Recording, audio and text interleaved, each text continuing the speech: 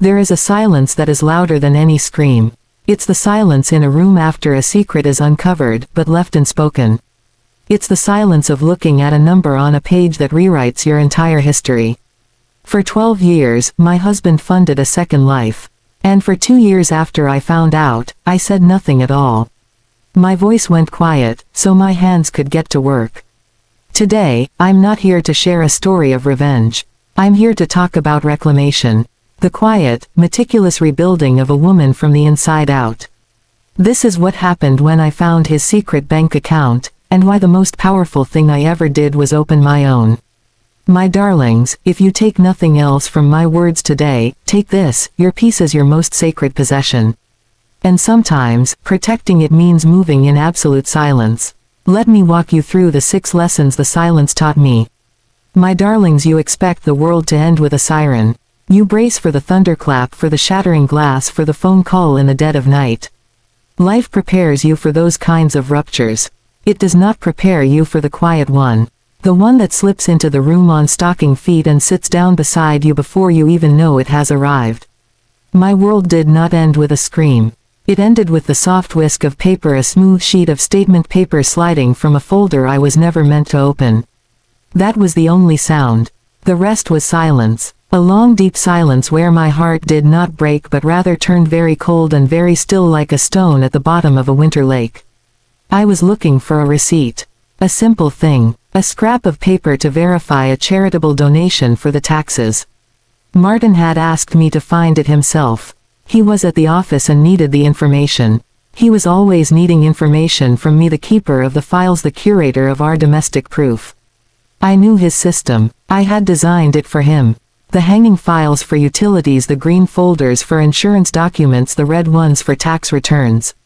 I knew the landscape of that drawer as well as I knew the lines of my own palm. My fingers knew where to go. They moved past the water bill, past the electric statement, and there behind them was an edge of pale blue. Not red, not green, a color that did not belong. A soft blue like a robin's egg. It was tucked away, not hidden so much as placed in a shadow. A folder without a label. A blank face. I pulled it out. I opened it. There was no moment of dramatic tension, no ominous music playing in my head. There was only the mild curiosity of a woman finding an anomaly in her perfect system. Inside were 4 sheets of paper. Quarterly statements. From Pine Grove Trust. Our address. His name. Martin David Ellis in clean black type. And then the columns. Dates. Transactions. A balance. I read the numbers once. Then I read them again. My eyes traveled from the bottom right corner, the final balance, back up to the deposits. A direct deposit every month on the 3rd Thursday. $2,150. I knew that number. It was familiar in a distant, aching way. Like a song you can't quite place. And then I placed it. Long ago, a lifetime ago, he had mentioned a consulting bonus. A small quarterly bonus paid by his old firm. He said it had stopped after the economy changed. He said it so offhandedly one evening over meatloaf. And I had nodded and passed the peas, and the thought had left my mind entirely. But here it was. Not stopped. Redirected. Siphoned away into this pale blue secret. I looked at the withdrawals. $500. Sometimes $800. Every other Friday, like a heartbeat. A steady pulse of money leaving this account, going somewhere into the world. I thought of our Fridays. His late meetings. The client across town. The traffic he complained about. The faint smell of rain and an unfamiliar soap on his collar when he came home. I had noticed the soap. I had even mentioned it once. He said the new building had fancy hand wash in the bathrooms. I believed him. Why would I not believe him? After 34 years you do not suspect the foundation of your own home. You do not look at the walls you lean on every day and think they might be hollow. I sat down in his chair. The leather was cool through my skirt. I spread the 4 statements out on his desk. 4 quarters. 1 year. But the folder held 4 years. 4 years of Thursdays and Fridays. 4 years of bonuses and late meetings and fancy hand soap. I began to do the math. Not with emotion but with a clinical precision that surprised me. I added the deposits. I added the withdrawals. I calculated the average, the growth, the pattern. It was a healthy account. A thriving secret. A second life with its own nourishment, its own heartbeat. And I had been its unwitting gardener tending the main house while this other room, this blue room, grew in the dark. The feeling then was not betrayal. Not yet. Betrayal is hot. It is a flush to the face, a tightness in the chest. This was colder. It was the feeling of the floor beneath you which you believed to be solid revealing itself to be glass. And below the glass you see not emptiness but a whole other house fully furnished and lived in. A house you never knew was there. The shock was not in the discovery of a single lie. It was in the discovery of an entire ecosystem of deceit. A complete parallel world with its own financial weather, its own seasons of deposit and withdrawal. It was so mundane, so ordinary, so breathtakingly administrative. This was the whisper. The thunderclap would have been a love letter, a photograph, a bra left in a car. Those are things of passion, of heat, of momentary carelessness. This was none of those things. This was a plan, a long, calm, deliberate plan. It required thought. It required post office boxes or safe delivery. It required remembering to move the folder.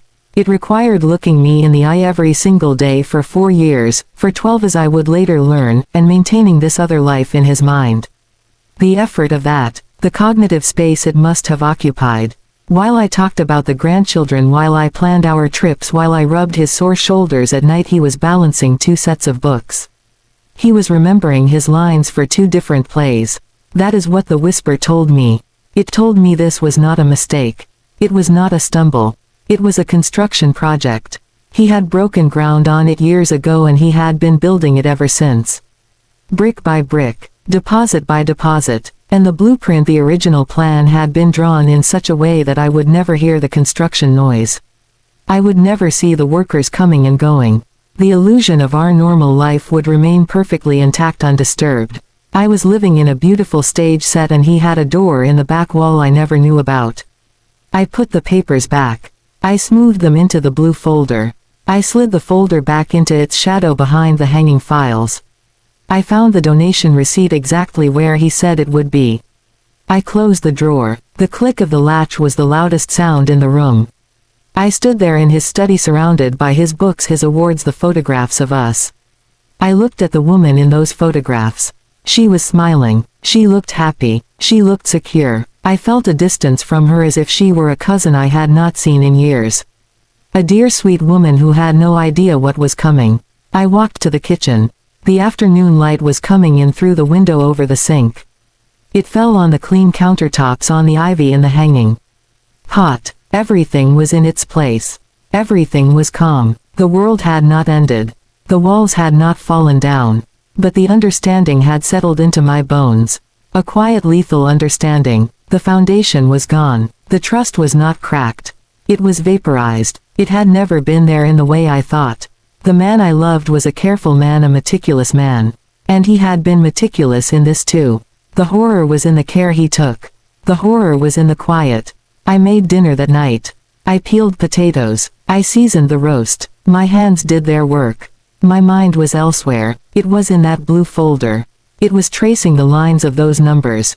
It was realizing that the evidence of my life being a lie was not in a heated argument or a slammed door. It was in a column of figures in Helvetica font. The weapon of my destruction was a bank statement. The explosion was entirely silent. And I was the only one who could hear it. That is the nature of the whisper. It is for you alone. It does not reverberate. It does not echo. It lands in the center of your spirit and it changes the composition of the air you breathe. From that moment forward, every look, every touch, every casual word is filtered through the knowledge of that whisper. You become an archaeologist of your own life, digging through the past with new tools, seeing the landscape for what it truly was. All those late Fridays, all those business trips, all those times he was distracted when I spoke. They were not just moments.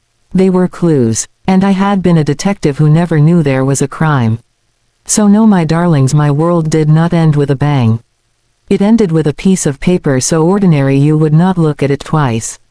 It ended with a whisper that said everything it needed to say without ever raising its voice. And in the echoing silence that followed, I knew one thing for certain. The next move would be mine. And it would be just as quiet. Just as deliberate. Just as final. He had spoken his truth in a secret language of deposits and withdrawals. I would learn to speak it too.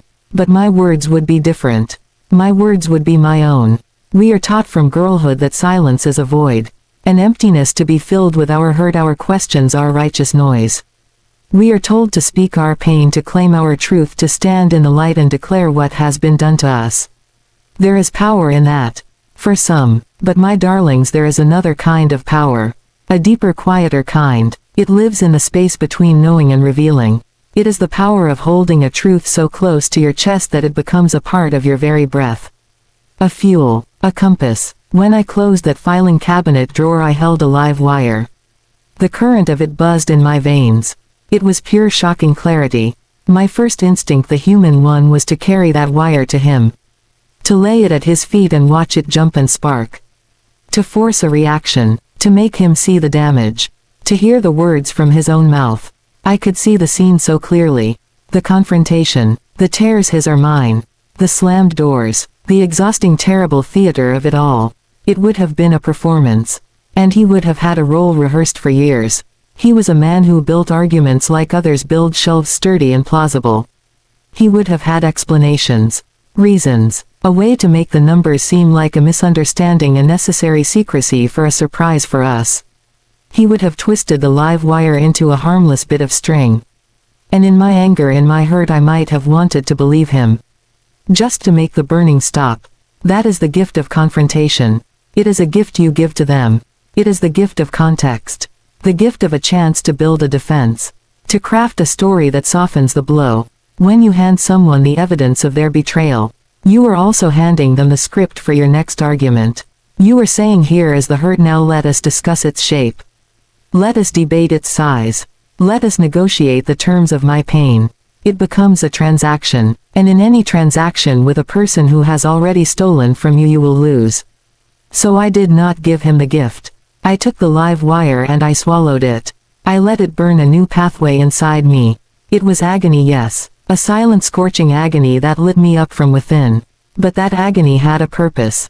It was mine alone. It did not need his commentary, his interpretation, his pathetic apologies. It was a pure and private fire. And from its heat I forged my first clear thought. He does not get to know what I know. He does not get to manage my reaction.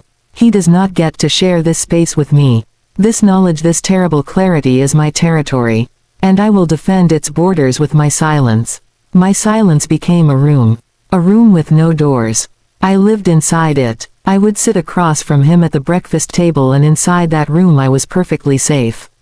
He would talk about the news, about the weather, about a problem at the office, and I would nod and smile, and inside the room I would think, you have a secret account. He would kiss my cheek before leaving, and inside the room I would think, you are going to see her today. He would sigh in his sleep, and inside the room I would think, you are dreaming of the life you purchased. The outside me performed the rituals of a wife. The inside me was an archivist.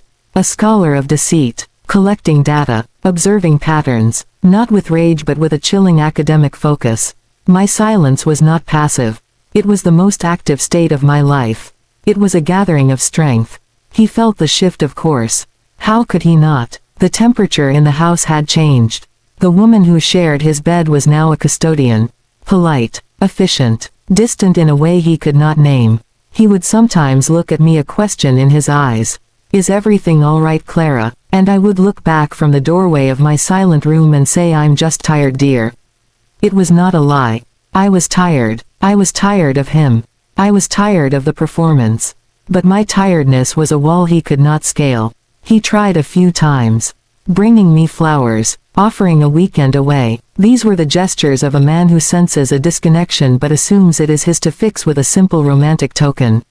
He was sprinkling water on a fire that was already ash.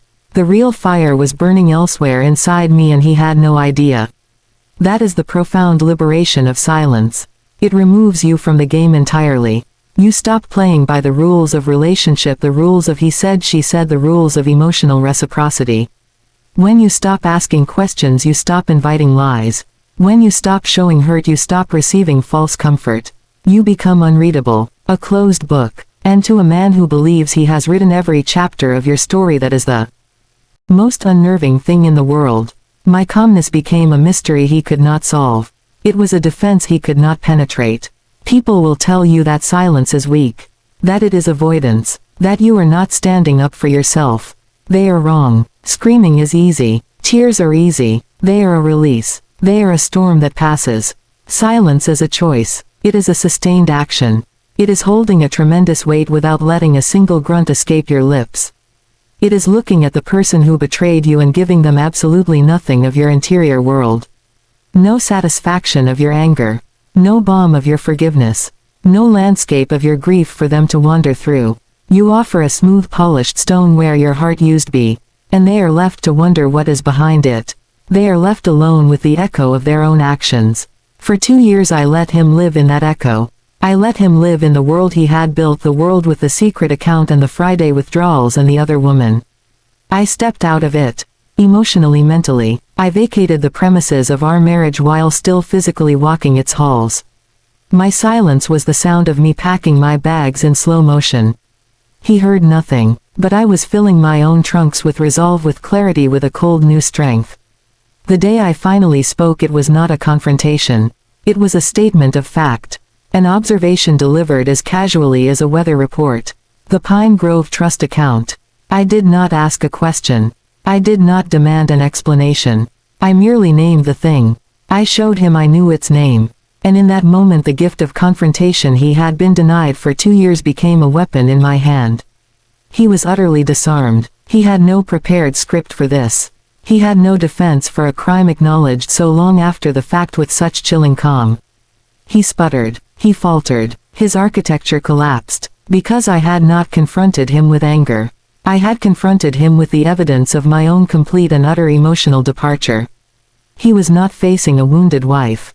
He was facing a woman who had already left. And my silence had been the sound of me walking away. So you see, my darlings, I did not owe him my tears. I did not owe him my rage. Those are intimate things. They are born of a connection, of an investment, of a love that was still alive. My love for him had died in the quiet of his study with that blue folder in my hands. And you do not mourn aloud for something that is already ash. You simply sweep it up and decide what to build in its place. My silence was the sweeping. It was the gathering of the dust. It was the preparation of the new foundation. And by the time I chose to speak, the new house was already built inside me. The doors were locked. The windows were shuttered. And he was on the outside looking in at a light he could never reach. Do not be afraid of the quiet. Do not rush to fill it with noise you think you owe someone else. Your truth is yours to hold. Your timeline is yours to keep. Sometimes the strongest stand you can take is to turn your back, walk into a deep and powerful silence, and begin building a life so secure that when you finally speak, your words are not a cry for help. They are simply a declaration of fact. They are the sound of a door closing for good. And the echo it leaves behind is not yours to carry. It belongs to the one left standing in the empty hallway. There is a mythology around money in a marriage. We call it ours. We pool it. We share it. We speak of joint goals and mutual security. This is a beautiful idea. A sacred trust. But my darlings, when that trust is broken, that word, ours, can become a cage. A gentle, well-appointed cage, but a cage nonetheless. For 34 years I believed in ours. I tended it, I managed it, I saw it as the physical manifestation of our union. Every bill paid from the joint account was a stitch in the fabric of our life. Every vacation saved for was a shared dream made real. I did not see the seam. I did not see where his thread ended and mine began. I suppose I thought we had woven ourselves into a single cloth.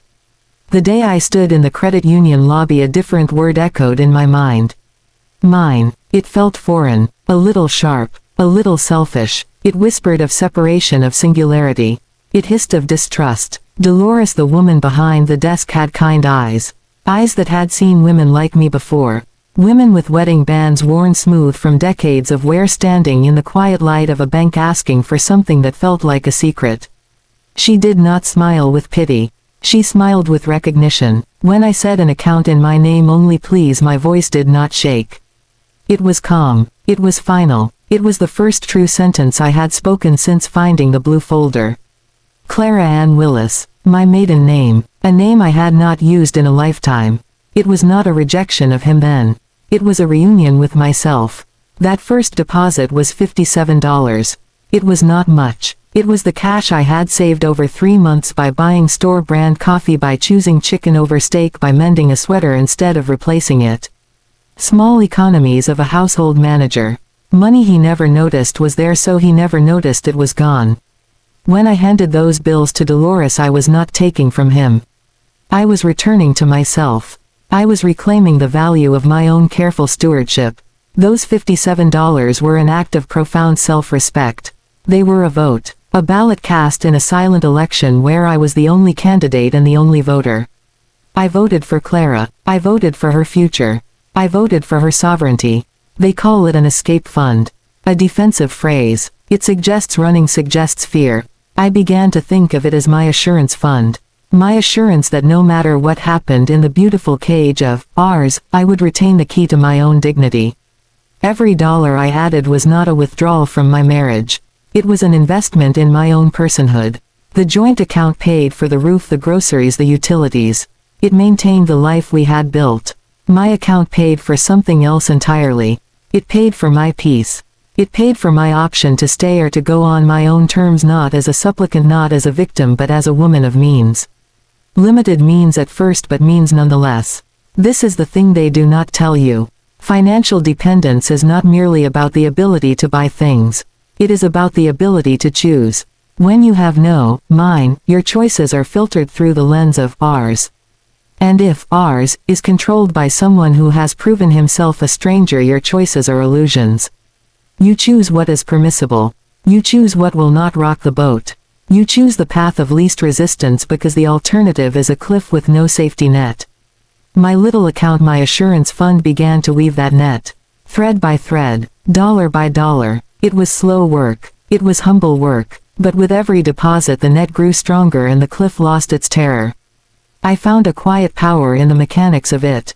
The transcription work I did late at night when he thought I was reading. The click of the keyboard was a gentle drumbeat, a rhythm of independence. Every word I transcribed, every legal document, every medical report was a stone added to my own path. The money was not much, but it was untainted. It had no history with him. It bore no trace of his secret life. It was pure mine, earned by my own mind, my own skill, my own quiet effort. When I transferred those funds to my account, I felt a satisfaction deeper than any purchase. This was not a gift. This was not an allowance. This was a product of my own will. It was the cleanest money I had ever known. He would talk at dinner about the market, about investments, about our retirement. I would nod and pass the salt. Inside I was thinking about my own balance. My own tiny defiant growing number. It was my true retirement plan. Retirement from a life of shared fiction. Retirement into a life of singular truth. His financial planning was about comfort, about maintaining a lifestyle. Mine was about survival, about the integrity of my soul. We were speaking different languages in the same room. This is what self-respect looks like in a material world. It is not a feeling. It is an action. It is a series of small tangible decisions that assert your own value. Choosing to keep a little back for yourself is not disloyal. It is the ultimate loyalty to the person you were before you said, we, and to the person you may need to become if we falls apart. For years I had poured all of my effort, all of my care into the vessel of us. And I watched as he drilled a hidden hole in that vessel and let its essence drain into a separate container. My assurance fund was me learning to hold a little water in my own cupped hands. Just for me, just in case. The world often paints a woman securing her own finances as calculating, as preparing for failure. They call it a runaway fund, with a whisper of disapproval. As if planning for your own security is a betrayal of love's promise. But I ask you, which is the greater betrayal? A woman quietly ensuring she will not be destitute, or a man secretly ensuring she might be? My fund was not the betrayal. It was the answer to a betrayal I had not yet fully uncovered, but that my spirit had already sensed. It was my intuition made manifest in ledger form. When the final balance of my own account matched the balance in his secret one, it was a moment of absolute poetic symmetry. I did not cheer. I simply closed the passbook. The number was the same, but the meaning was worlds apart. His number was a monument to duplicity, a shrine to a double life. My number was a monument to patience, to quiet perseverance. It was the physical proof that I could build something too. Not a secret life but a secure one. His money was meant to hide. Mine was meant to protect. There is all the difference in the world. So my darlings, do not ever let anyone make you feel ashamed for securing your own ground. Your name on an account is not a symbol of distrust in your partner. It is a symbol of trust in yourself. It is a contract you make with the woman you are and the woman you might need to be. It is the ultimate act of self-respect in a world that will often respect you only as an attachment to someone else. That account was not my escape. It was my foundation. Long before I walked out of the house, I had walked out of the cage of ours. I had built a small strong room of mine. And in that room there was no deceit. There was no secret blue folder. There was only the quiet hum of my own viability. The profound peace of knowing that my next meal, my next home, my next chapter would be afforded by my own hands. That peace is priceless. It is the interest that compounds daily on the principle of your own self-worth. And no one can ever file it away in a drawer behind the utility bills. It lives in your heart. And it speaks in a whisper that says you are enough. You are secure. You belong to yourself. Knowledge gathered in anger is a weapon. It is sharp and hot and it wants to be used. It screams for a target. It demands a confrontation. But knowledge gathered in silence, my darlings, is something else entirely. It is a blueprint. It is a survey of the land. It is a slow, careful mapping of the territory you must cross to get to safety. When I chose not to speak, I chose to see. And in choosing to see, I began to understand the true architecture of the life I was living. Not the life I believed in, but the life that was actually there. In the quiet that followed my discovery, I became an anthropologist of my own marriage. I was no longer a participant in its rituals. I was an observer, a scholar taking field notes. I watched him, not with the desperate, hungry eyes of a suspicious wife, but with the calm, detached gaze of a researcher. I noted his patterns, the way he would check his phone at 3:15 p.m. every afternoon, a quick glance, a tiny vibration against the mahogany of his desk. I had thought it was work. Now I knew it was a heartbeat from another world. I noted the new cologne, not the scent of it but the fact of it. The old bottle of vetiver and sandalwood sat unused on his dresser for months. This new one was crisp green like cut stems. A florist scent. I noted the days he came home with a particular lightness, a distant smile as if remembering a pleasant dream. Those days were always Fridays. I listened differently. Before, his words were just words.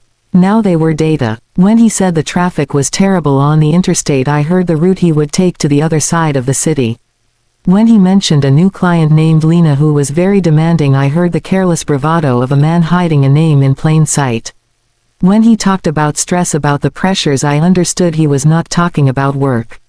He was narrating the strain of maintaining two lives. The fatigue was real. It just had a different source. My silence allowed me to hear the subtext. The quiet hum beneath the spoken lie. I began to understand the economy of his deceit. It had a rhythm, a logic. The secret account was not a slush fund for whims. It was a payroll, a systematic funding mechanism for a parallel existence. The withdrawals on Friday were for the weekend. For dinners, for gifts, for the mundane costs of a second household. The direct deposit was the reliable income for that other life. He had created a shadow budget. And by observing it from my silent remove, I could see its outline. I could see what it cost him. Not just in money but in energy, in attention, in the sheer cognitive load of the lie. He was managing two portfolios, two sets of expectations, two emotional landscapes. No wonder he looked at me sometimes with that vague, distracted air. He was not here with me. He was balancing the books in his head. This knowledge was not painful. Not in the way you might think. The initial pain had been the shock of the blue folder. What followed was a cool clarity. Each piece of information, each observed pattern was a datum. It fit into a growing model. The model showed me the weakness of his construction. A double life is a precarious structure. It relies on compartmentalization, on strict schedules, on the predictability of the person being deceived. My predictability, my trust, my routine had been the bedrock of his secret. Now my silence, my watchfulness became the variable he could not control. I was no longer predictable. I was a quiet, constant observer. And he, being arrogant in his success, never suspected the watched had become the watcher. I learned the geography of his secret life not by searching but by noticing absence. The absence of certain credit card charges for gifts I never received. The absence of his presence on Friday evenings. The absence of curiosity about my inner world. He was so focused on maintaining the fiction of our normal life that he failed to see the fiction had become hollow. He performed the husband role with the smoothness of habit. But the heart of it was gone. And I could see the empty space where the heart should have been. I could measure its dimensions. This blueprint I was drawing was not for attack. It was for navigation. I needed to understand the structure of the lie so I could dismantle my own life from within it without causing the whole thing to collapse on my head. If I had acted in anger, I would have swung a wild hammer. I might have brought down a wall that still sheltered me. I might have exposed a beam that I still needed to lean on. But by understanding the architecture, I could see which walls were load-bearing for him and which were mere facades. I could see where the wiring was. I could plan my exit not as a frantic flight but as a careful, deliberate walk through the labyrinth, knowing every turn, knowing every dead end. For example, I learned that his greatest vulnerability was his own meticulousness. His need for order. The secret account statements arrived predictably. He reviewed them on a schedule. His system was his pride. That predictability was a weakness. It meant I could anticipate. It meant I could plan around the rhythms of his deceit. My own movements, my own small reclamations could be synchronized to the clockwork of his hidden life operating in the blind spots his secrecy created. He was watching the door of his secret room so intently he never thought to check the windows of our shared house. The knowledge also showed me his contempt. Not a hot raging contempt but a cool casual one. The kind of contempt that believes its object will never be wise enough to see it. He believed I was a simple creature. A woman of the home. A manager of chores and social calendars. He did not believe I could read a financial statement and understand its story. He did not believe I could connect a cent to a profession, a time of day to a meeting, a withdrawal to a weekend. His contempt for my intelligence was the greatest flaw in his design. And my silence allowed that contempt to grow, to solidify. It allowed him to feel secure. And his security was my opportunity. Every piece of knowledge was a tool placed quietly into my toolbox. The knowledge of his schedule told me when I could safely make my own phone calls to lawyers, to bankers without fear of interruption. The knowledge of his financial patterns showed me the scale of what I was up against and what I needed to secure for myself. The knowledge of his emotional distance gave me the space to harden my own heart, to do the necessary cold work without the interference of sentimental hesitation. By the time I was ready to act, one did not just have a feeling. I had a dossier. I had a complete understanding of the ecosystem I needed to leave.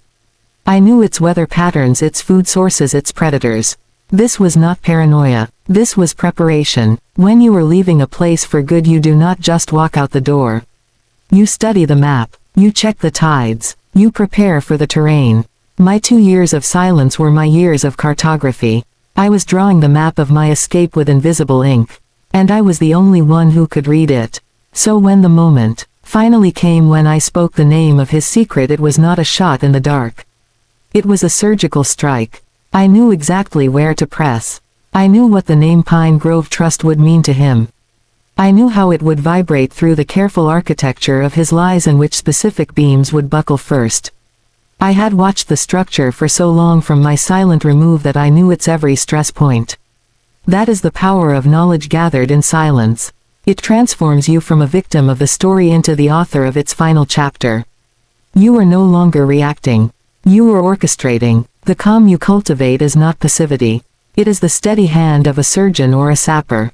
It is the focused attention of someone who understands that to dismantle a trap you must first understand every component, how it fits, how it triggers. My silence was the understanding. And my understanding was the key that unlocked my own cage. I did not break the door down. I learned the mechanism of the lock. And then I turned the key and walked out, leaving the entire contraption still standing but forever empty. The human heart is an engineer.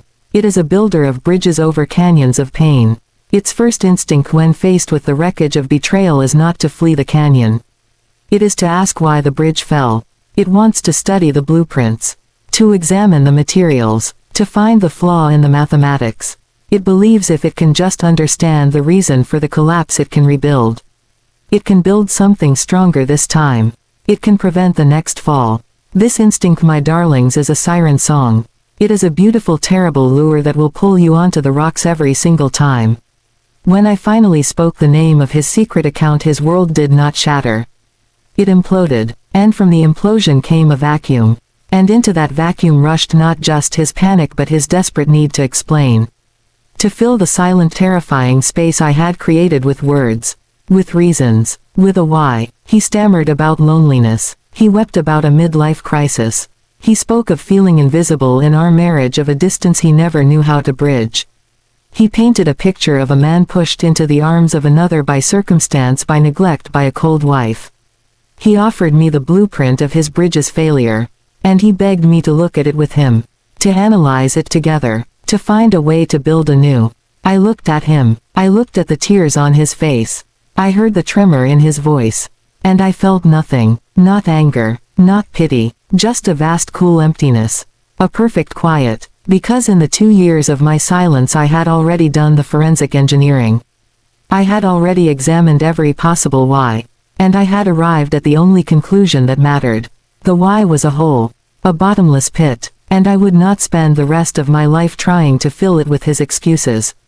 His loneliness. What of my loneliness? The loneliness of lying next to a man for 12 years who was only half present. The loneliness of being the reliable one, the steady one, the one who asked for so little because she sensed so much was already taken. His midlife crisis. A crisis is a moment. A season. It is not a 12-year construction project with separate financing. You do not fund a crisis with a secret direct deposit. You fund a life. His narrative was a masterpiece of deflection. It was designed to shift the weight. To make the collapse a shared structural failure. If he was lonely, it was because I was cold. If he strayed, it was because our connection had frayed. It invited me into a negotiation about our mutual culpability. It asked me to accept 50% of the blame for a 100% betrayal. To sit down at a table and discuss how my lack of warmth might have justified his 12-year lie.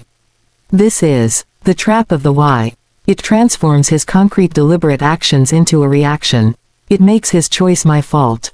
In the silence of my study I had already rejected this. I had looked at the dates on those statements. They went back years before he claimed any distance. They began in a time I remembered as happy. A time of shared laughter, of plans for a future that was supposedly ours. The secret account was not born from a crisis in our marriage. It was the cancer that caused the crisis. He did not open it because we grew apart. We grew apart because he had already opened it. He had already begun to invest elsewhere. The emotional distance I felt, the vague sense of absence I had chalked up to work stress, was simply him. His attention, his emotional capital was being diverted. He was living on a split screen. And I was watching the dull half. So when he offered his reasons, they landed like feathers on stone. They had no weight. They could not gain purchase. Because I had already done the math. 12 years of systematic deceit cannot be explained by a wife's inattention. It is explained by a man's character. By a capacity for duality. By a selfishness so profound it can build a second life in the basement of the first and call it necessity. The why did not matter because the what was so enormous. The what was a mountain. The why was just the weather on the day he decided to climb it. To engage with his why would have been to re-enter the labyrinth. To walk the twisted paths of his justification. It would have given his betrayal a second life, a life in our conversations, in therapy sessions, in late-night rehashing of old wounds. It would have kept him at the center of my emotional world. The villain is still the star of the story. I did not want him to be the star anymore. I wanted the story to be about what I built after I walked away from the ruins. Not about what caused the ruins to fall. There is a cruelty in denying a man his why. It denies him the redemption arc. It denies him the chance to be a flawed hero in his own narrative. He wanted so badly for me to accept his loneliness as a reason. Because a reason can be solved. A reason can be fixed with more attention, more couples therapy, more date nights. A reason implies the problem was between us. But the problem was not between us. The problem was within him. A hollow place I could never have filled. Because it was not a place meant for me. It was a bottomless pit of want. And I was not going to spend my life throwing my love into it just to hear the echo. My refusal to discuss his why was my final act of silence. It was the silence of a closed door. He would call and try to explain more. He would send emails with longer justifications. I did not read them. I did not listen. I had already heard the only thing that mattered. The sound of a monthly direct deposit hitting a secret account. That was his true statement.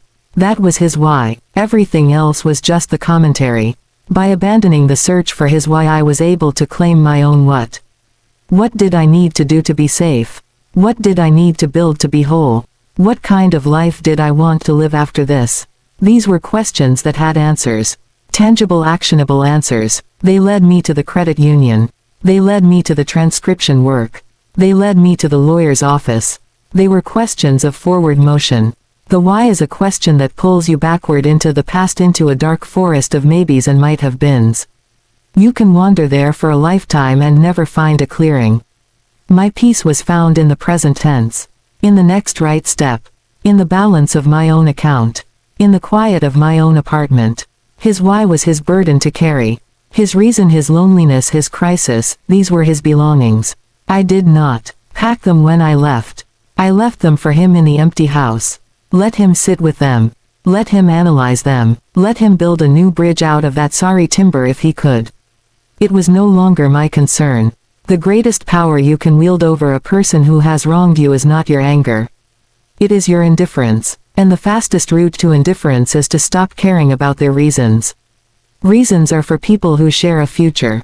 We had no future. We had a past that was a lie. The architect of that lie did not get to explain the lie to me. He did not get to perform his remorse like a play for my benefit. My audience was gone. The theater was dark. So my darlings, if you take one thing from my journey, let it be this. When someone shows you the depth of their deceit, do not ask them why. You will never get an answer that makes the wound clean. The answer will only make the wound deeper, more infected, more likely to never heal. The why is a black hole. It will consume all your light. Turn your face away from it.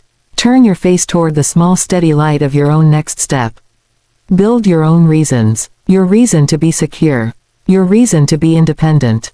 Your reason to wake up in a morning that is quiet and yours. Those reasons are a solid floor. They are a roof that does not leak. They are a foundation that cannot be cracked by anyone's secret. Leave the why in the canyon. It belongs to the one who built the bridge that could not hold. Your path is on the other side. And it is waiting for you to walk it. One quiet, certain step at a time. The final act of leaving is not a dramatic flourish. It is not a slammed door or a shouted ultimatum. Those are performances. They require an audience. They are for the person being left.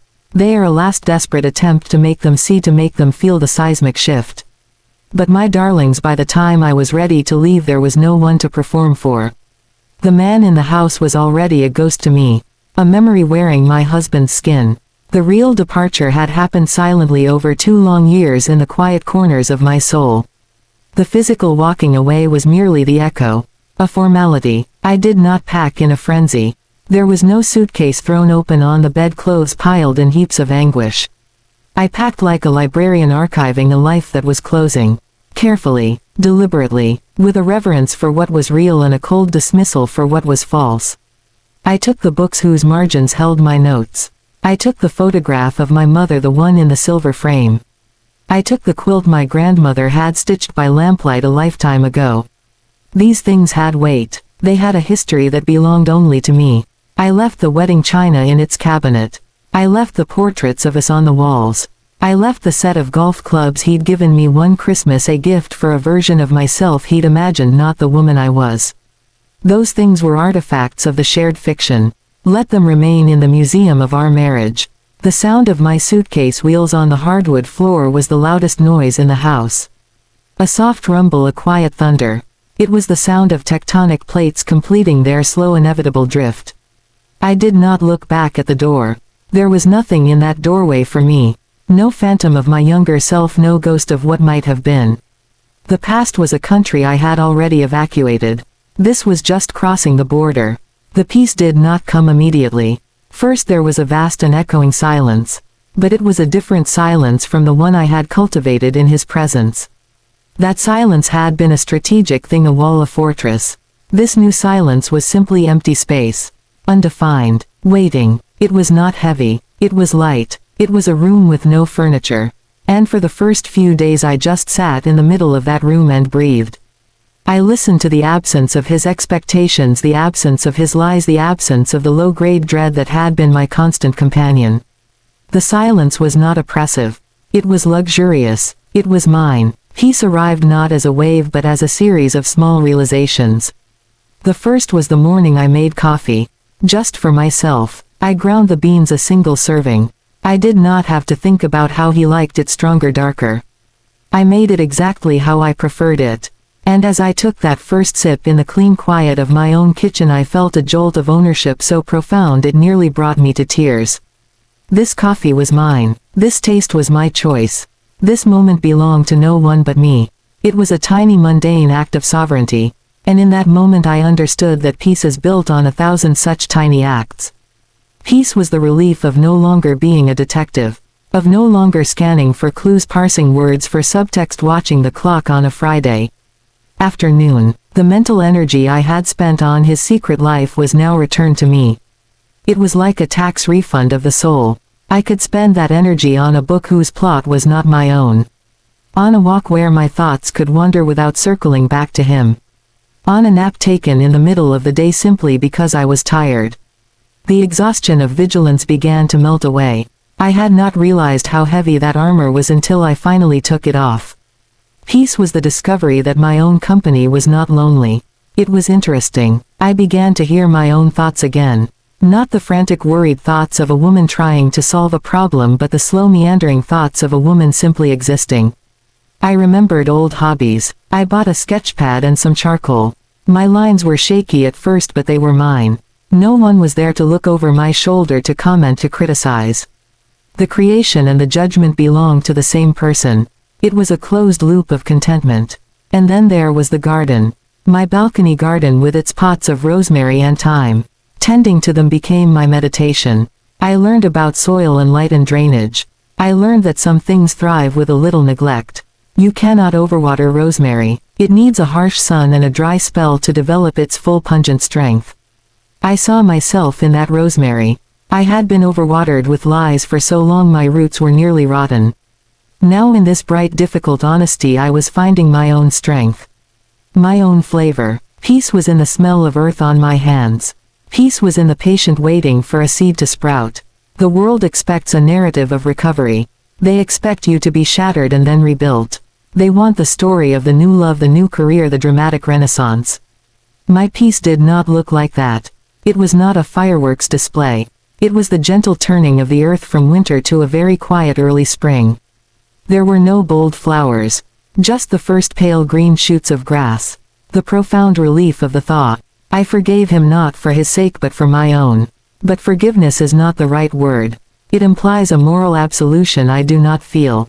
I released him. I took my hands off the rope of his narrative. I stopped pulling against the weight of what he did. I simply dropped the rope. And in that release there was no longer a struggle. He became what he always was, a man who made poor choices. His choices were his own business now. They lived in a city far from mine. They no longer dictated my weather. This is the peace they never tell you about. The peace of irrelevance. When the person who once held the power to devastate you becomes a minor character in your story. A reference, a footnote. You do not hate them. You do not love them. You are simply finished with them. Your thoughts no longer travel down the roads that lead to their door. Your emotional landscape is no longer mapped around the crater they left. You have filled it and implanted a tree on the spot. The tree is growing. Its roots are breaking apart the old shattered foundations. The final and most surprising peace came from the quiet itself. The silence of my own space, which I had feared would be a roaring emptiness, became a comforting presence. It was a silence full of potential. It was the silence of a blank page, not a deserted cell. In that silence I could hear the faint rhythm of my own heart again. A steady, calm beat. A beat that said, you are here. You are alive. You are free. So you see, my darlings, the destination was not a place on a map. It was not a new house or a new status. The destination was this quiet inside me. A quiet so deep and so solid that no secret, no betrayal, no outside chaos could ever disturb its foundations again. I had built a sanctuary within my own chest. And I carry it with me. Everywhere. The journey was long. It was walked in silence. But the silence was not empty. It was full of becoming. And when I finally arrived at this peace, I understood it was not an end point. It was a beginning. The beginning of a life lived on my own terms in my own quiet key. A life where the loudest sound is my own contented sigh. The most dramatic event is the blooming of a herb on a sunny balcony. The greatest love story is the one I am living with myself. That is the peace. It is compound interest on the soul. And it pays out every single day in small golden moments of ordinary joy. In a cup of coffee made just right. In the smell of rosemary after rain. In the profound gift of a quiet evening with no ghosts for company. Only myself. Only peace. And it is more than enough. It is everything. So here we are, my darlings. At the end of the story. Or rather, at the beginning of the quiet that comes after. I have taken you through the whispers. Through the pale blue folder. Through the silent opening of an account with my own name.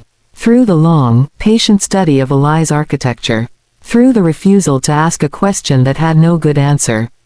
And finally, to the peace that was waiting for me on the other side of a door I closed without a sound. This was not a story of revenge. Revenge is a debt you collect from someone else. It keeps you tied to them, forever balancing the books of hurt. What I sought was not a debt paid, but a debt dissolved. I did not want anything from him.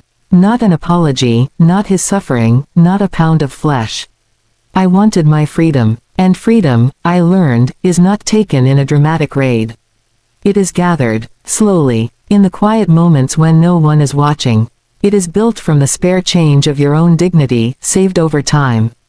They will tell you that a woman wronged must become a storm.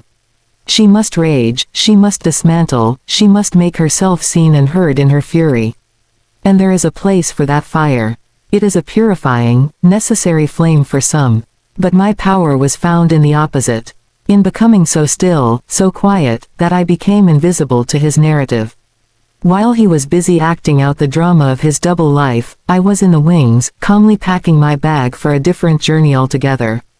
By the time he looked up from his own performance, my seat was empty.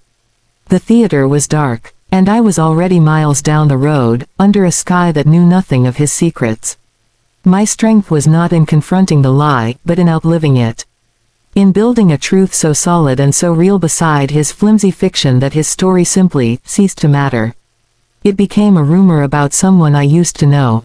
To you who are listening, who may be holding your own blue folder, whether it is made of paper or of a chilling sentence or of a look in someone's eyes that tells you a story you never agreed to, I offer you this not as a prescription, but as a testimony. You have a right to your silence. You have a right to your own timing. You have a right to gather knowledge without announcing your search. You have a right to build your own account, your own foundation, in the shadows if you must. You have a right to walk away from the why. It is a labyrinth with no center. The exit is the only thing that matters. And you have a right to the profound, unimaginable peace that waits for you when you finally choose yourself. Not in a shout, but in a whisper so deep it echoes for the rest of your life. It is never too late to become the architect of your own days. To grind the coffee just for you. To plant the rosemary. To sit in a silence that belongs to you and you alone. That is the work. That is the journey. And the destination is a quiet so beautiful, it sounds like your own heart, finally at home. Thank you for listening. Now, go and tend to your own peace.